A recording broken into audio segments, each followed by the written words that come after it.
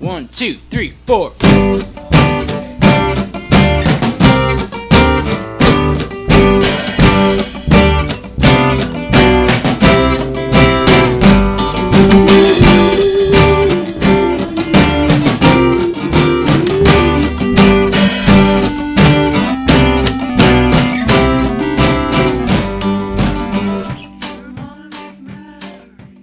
So when you do the Setu Bandhasana, you're working with backbending principles. So remember, your fundamental backbending principles are that the legs are internally rotating, in contrast to the pelvis, which is having a feeling of a backward tilt, meaning that the coccyx is going towards the pubic bone across the pelvic floor, in contrast to this action.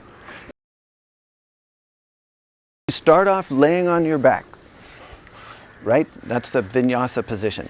Okay, now the setup is that you bend the knees, and so one thing is that when you bend the knees, since you know what the leg action is going to be, then you're not immediately going to set it up by letting the legs go out and letting this go, making that go that way. Okay, so that you keep that heel planted and you lift up the knees.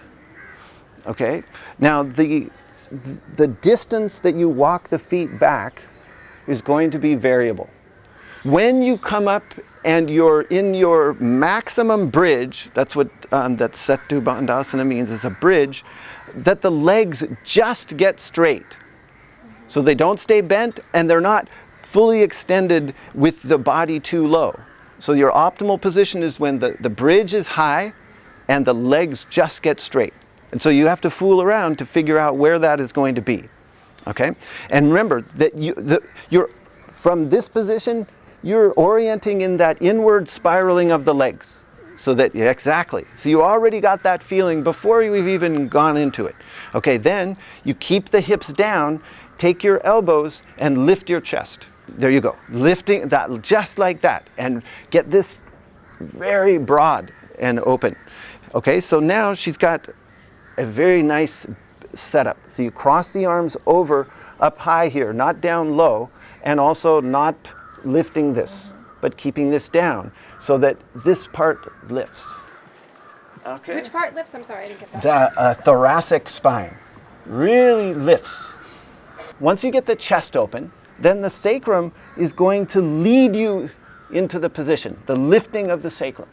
You want to be able to create a dynamic position here by waking up the feet, working the inward action of the legs, feeling the coccyx go this way, the whole spine coming in, the chest opening and the head back, and this down. So, and build energy there, as though this was the posture, without even lifting up. Her setup is going to be very challenging to make the posture happen. So for one, the legs are too close. Like she would have to, it's possible, but you have to have such a high bridge, such a major arc to get the legs straight. Let's see what happens if she comes up in that position.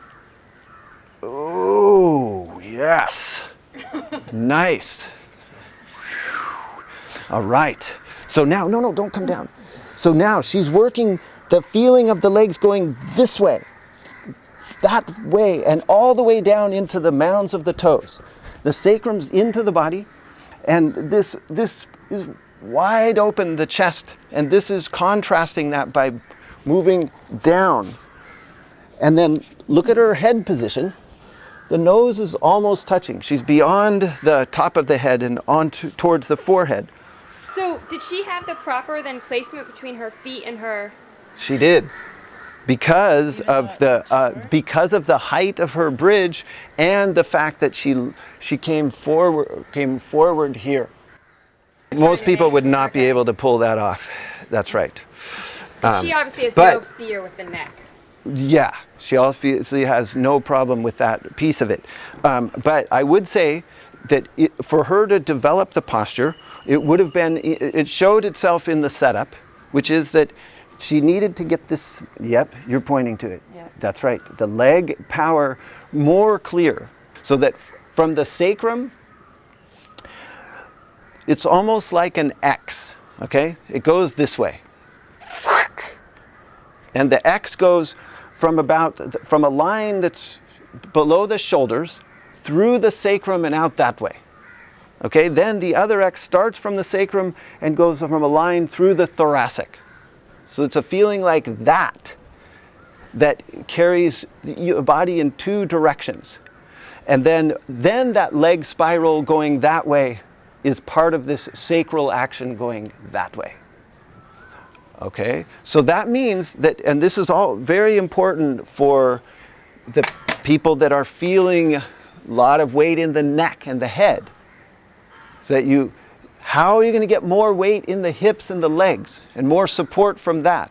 And you're going to get that by finding that diagonal, the diagonal that carries the sacrum away from where the chest is going, and that helps you go into the legs and go down and away. Rather than, if the opposite will happen if the legs externally rotate, that then the whole body will be going that way in the direction of your chest opening, which then places more weight here. Okay, so try that now with that information and see if it does anything. So now, any bit you can feel this and that action of going through the legs, into the feet, into the earth. Again, it's all in the foundation, in the feet, the legs, the hips, the spine, and then the neck last. And don't underestimate that if you don't think that way, the chances of you just taking the head back without a lot of thought are greater. And then that is a different position and a different alignment of the spine. And then the other is that you probably want to limit the amount that the head goes back. And so to actually aim for more of the top of the head. So Guruji used to say, you put it your head center. You put it your head center. And so, but nobody listened because it's so limiting. Like if you keep the top of your head down, it's not anywhere near the same feeling as if you go all the way over to your nose. But it is a good gauge to that you try the pose, not even going beyond the hairline, and see what kind of curve is retained in the neck more than if you just go right over. If you're going to roll very far over, to the point of touching your nose, you have to be very centered in the legs, for one, and clear about the support of the rest of the body, but also that your chest, your spine is very mobile, and your neck. Okay, so you can also somewhat limit that range of motion. So not totally go into that. You can keep it back slightly and just work the chest more and work the legs more. So that there is an overdoing potential of taking the head back. Yeah, so one thing, the tipping over, partly building that foundation will help with that, and maintaining it, but also staying very centered in the body. It's easy to lose orientation in everything, but you stay centered, but also you could separate the heels slightly until you stabilize it. Okay, so that if you have this, it's much harder to balance, but if you let it go a little bit apart, then you'll get more stable, which is a nice feeling as you go, working that position. It's not fun to feel unstable. She's going to separate the feet a little bit just to stabilize the position. It's going to get that already waking up. Francis, come on. Feet plant. Legs activate. Then use your elbows. Yeah. So go to your maximum. So she might stop short of that. She might actually go out a tiny bit after just the littlest bit. Yeah. Okay, now cross your arms over. And see in here, before you go, feel that stability coming. See how the legs are not, this is too mobile. Plant it. And then energize the legs and get ready and then come up. Yeah. And then notice that position and come down. Partly because she set her head up further away, then she ended up longer. Did you see her bridge was kind of long and low? And that, it's not optimal because it's harder to stay in the legs. How are you supposed to teach someone how to like ground their legs? It will take time. There's many pieces that are just, you have to be patient and slowly it'll develop. So this you're trying to eliminate. It's a different quality to lift up your head and put it down and then take the weight versus creating a posture from the ground up and rolling up there. So remember, you're going to decrease that angle slightly. That's right. And then, keep elbows down and lift your chest and go back. As far back as possible. No, don't come up. So remember, you're okay, so that's good. We'll start there. So now, this is where I want you to build energy. And building energy means the spine curves into the body more. So in effect, this distance will decrease by your action of setting up the position. By lifting up the chest, it'll bring the head back in more.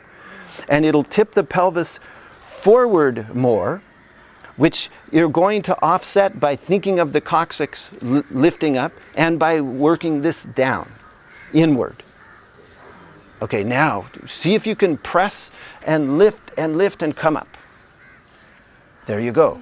Yes, and balance.